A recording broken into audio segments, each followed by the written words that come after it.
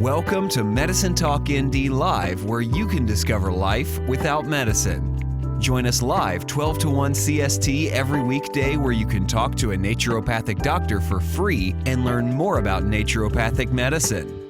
ND Live is brought to you in partnership with FullScript, the doctor's choice for delivering the safest source of professional-grade supplements to their patients.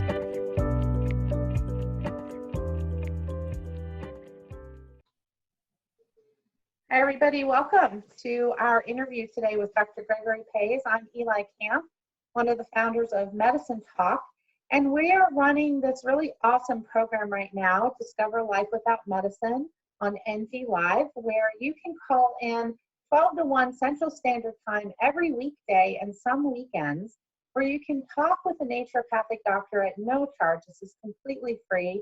To answer, get questions answered, find out if naturopathic medicine is a good fit for you, figure out, who is close to you, local to you, or if it's something you want to do via telemedicine, if you can do that. And you can find us at medicinetalk.org. And thank you, Dr. Pais, for joining us today. Your practice is in Nederland or Netherlands? Netherlands, Colorado. Colorado. So just up the canyon outside of Boulder in the mountains. So wow. It's beautiful. We have snow today, and it's very, very cold. I bet it's cold. Do you get snowed in a lot in that part of the country? Not so much this time of year. December, since I've been back in Colorado, has been cold. All the snow comes in March, April, February. We had a 3-footer this year and a 2.5-footer this year. So yeah, it's later in the winter. Right. Well, it makes for a beautiful white Christmas anyway, I'm sure. And snowshoeing and skiing. Yep. Nice. Well, as we've been talking to the doctors who are participating on the phones in ND Live, and people are asking questions, we're finding out they're really curious about us, about what we do. And I wondered if you'd share with everybody your sort of journey and story of becoming a naturopathic doctor. Well, for me, it began at the age of 15 when my dad was dying and then died of colon cancer.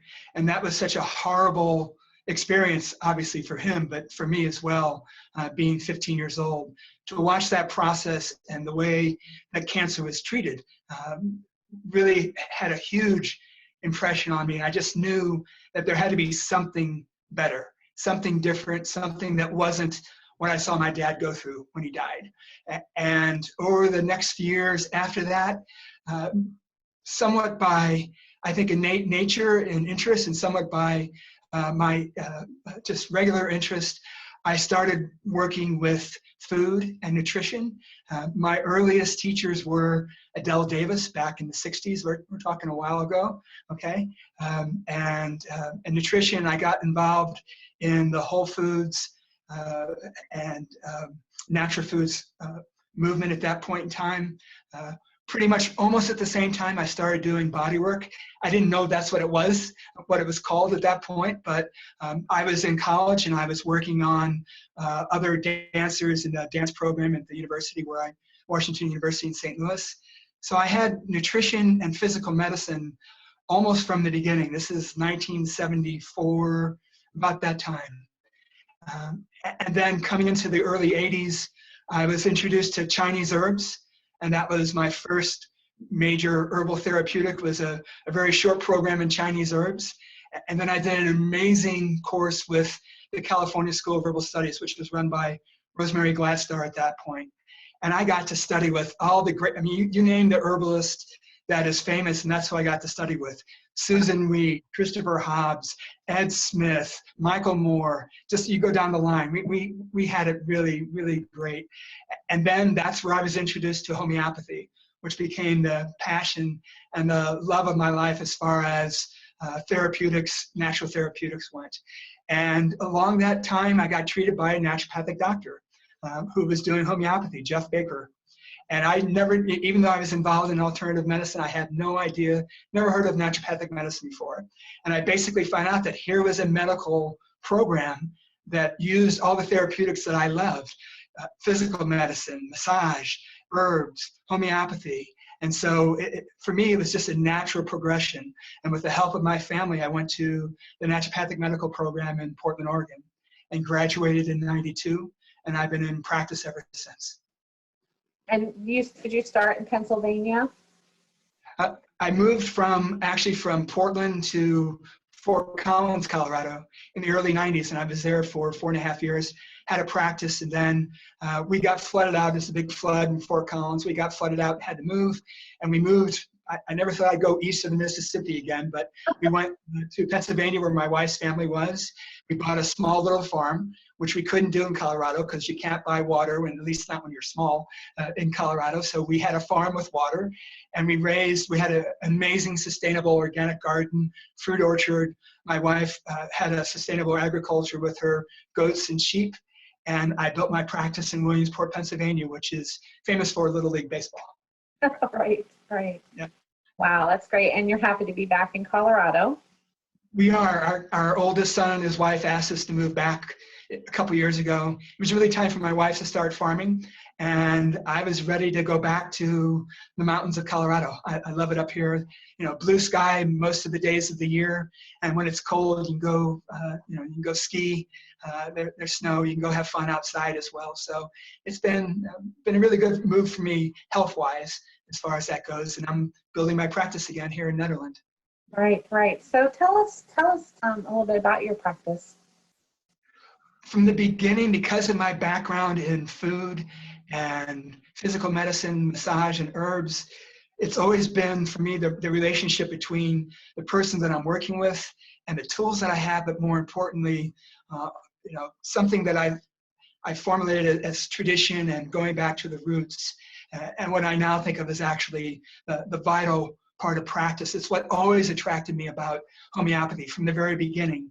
That's what I read with the approach of looking at the person from a very whole standpoint, but entrenched in the interaction between the person and the practitioner, the homeopath, and just extended that to my naturopathic practice. I do a lot of work with homeopathy. That is the main part of what I do as far as the tools that I use. I'm board certified in homeopathy as a DHANP, which is the certification for naturopathic doctors that practice homeopathy at a certain professional level. I do a lot of work with food and nutrition still. For 42 years I've been doing that. I'm not leaving that behind. Just moving back into Netherlands in a new office, I'm picking up my physical medicine practice again. I haven't really done, other than family, I haven't worked on folks with physical medicine for 20 years. I worked with a chiropractic doctor in Williamsport who was just amazing.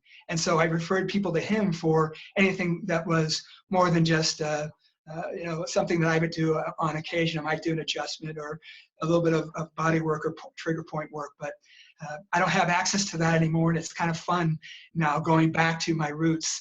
I did physical medicine for 20 years, and then after I got my naturopathic license, I was kind of like burned out and really didn't want to pursue that much anymore. And so now I've got my table, which maybe if I tilt it down a little bit, you can see the table behind me, right? And I'm going to be doing a one-day event here in a couple of weeks, where one of the parts that I'm offering for that day is I'm going to be teaching people how to do trigger point work on themselves, acupressure point work on themselves with things like headaches and neck and shoulder tension, just really basic, simple things that everybody faces all the time as far as just day to day. So that's a really fun part, is getting back into the physical medicine part of my practice again, which now that I've been gone for so long, I've missed it. It feels good to be getting back. Yeah. You should take some video when you're doing some of the trigger point stuff. I think people would be really curious to see if you can find, a volunteer who's happy to be on.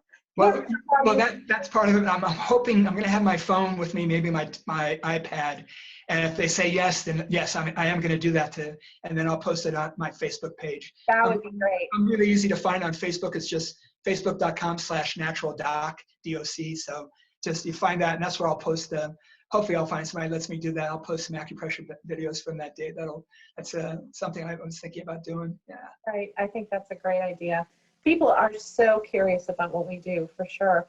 So I've been asking all of the docs what their favorite herb is and why.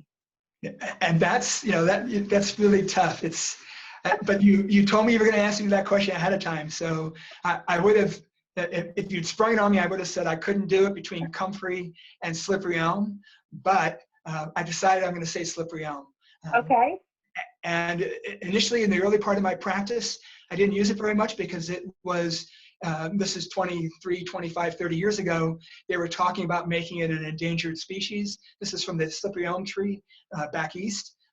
We use the bark, and if you don't process that, harvest that properly, you can kill the tree. So there were some problems there for a while, but that that's over now. And so I feel really, we use it all the time. We still have goats here in Colorado, so we use it all the time with our goats.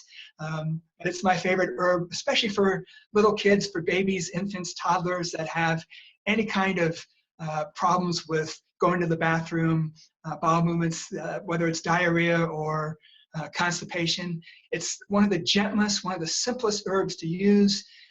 It doesn't taste great, but it doesn't taste horrible. You can hide it in applesauce. You can put a little carob powder in it so you don't really taste the grittiness of it, but it's a wonderful herb for that particular reason. And one of my favorite stories is early in my time in Pennsylvania, I was treating a young girl from Ohio. So they were driving 4.5, 5 hours to find me for Crohn's disease, which she had developed. She'd gone through the normal process. They'd almost killed her in the emergency room, literally. And so her folks kind of, I think they found me on the internet, probably from the HANP, the Homeopathic Naturopathic Doctor website. And they drove all that distance to bring their daughter to me. At that point, she was 6 years old, to see if I could help her with Crohn's disease. And besides homeopathy, which was the main thing that she responded to very well, because of the nature of her pain and discomfort with eating, I had her on slippery elm, and she did slippery elm. She was a trooper. Her folks gave her slippery elm every day for probably about 1.5 years. And between that herb and the homeopathic medicine that I gave her, I always, because I still treat the rest of the family, I always ask her dad, like, how's she doing? And she's she's just finishing college now, and she's doing great. It's been however many years it's been since I treated her long ago. So that's why I'm going to have to stick with slippery elm, even though comfrey, my herb name in herb school was comfrey. So for me to say something else but I'm saying slippery elm. Yeah. I love slippery elm, and people, I think, forget about it, right? What an important herb it can be. And it's not about, for me, it's not about the constituents and the scientific. I mean, I can appreciate that information when it's there, but I would use slippery elm for that purpose if that wasn't there at all, just because I learned it from Rosemary Gladstar, and her mentors are from Europe and go back about 100 years. So I trust folk medicine when it comes to herb information. I like the scientific information when it's there, but that's why I use slippery elm. Yeah. Well, how can people find you other than on ND Live once a month for your phone call? How can they find you and make an appointment and come and see you, or call you, right? You can do telemedicine too. I do. So my ND Live is the third Friday of the month. So that's Friday the 16th of December.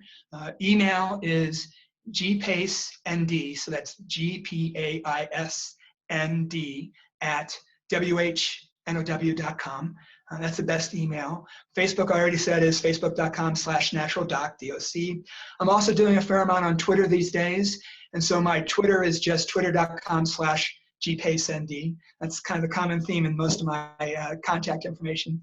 And I am taking new patients here in Netherlands, but also I treat patients long distance. I do need to see them first in person before I do that. I am traveling back to Pennsylvania because I still have patients in Pennsylvania that want to work with me. And so once or twice a year, I'm going back to the East Coast to see patients brand new. And then I work with them after that point, long distance if it's necessary. And I also have people fly out to me. Last year, I had a fellow with Lyme disease who was doing pretty bad, who flew out from the East Coast to work with me as his naturopathic doctor because he couldn't find someone to work with him where he lived back east. So one way or the other, I have to see you first in person, and then we can do the long distance. Excellent, excellent. Well, thank you so much for taking the time to talk with us today, and I hope we can have you back in the future and maybe talk about, I don't know, naturopathic approach to something. We'll see how that goes. You bet. Just give me a call. Yep. I will. Have a wonderful holiday. You too, Eli. Thanks so much. Thanks. All right. Bye. Bye-bye. Visit medicinetalk.org to join us at ND Live today. And be sure to ask your doctor about Full Script.